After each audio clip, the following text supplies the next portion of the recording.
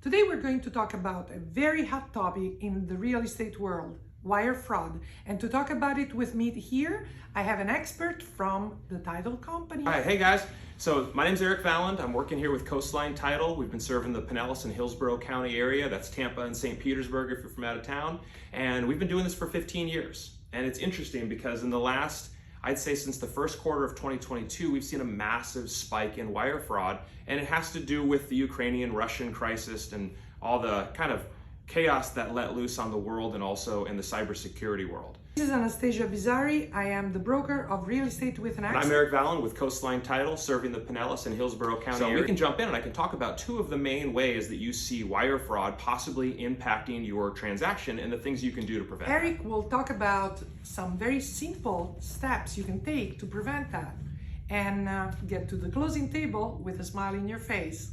So there's two main areas or two main opportunities for fraudsters to jump in there and mess up our transactions.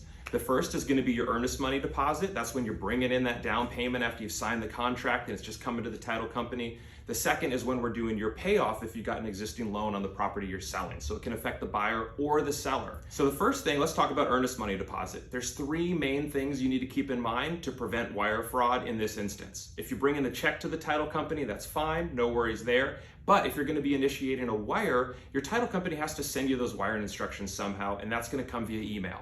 So at the beginning of a transaction, when you're working with an agent, you're signing the contract to buy that home, hop online, go into your email account and reset your password to something secure. And also set up that two-factor authentication so that when you log in, it sends you a security code via text to your phone as a double verification. The second thing is when you get those wiring instructions in your email, you're gonna wanna call and verify those wiring instructions with your title company at a known number. What is a known number? Basically look in the yellow pages, go on the website of that company. Don't trust the phone numbers you get in your email because again, that's the most common place that this information gets compromised. The third thing to keep in mind is that account number that you've received and verified over the phone will never change.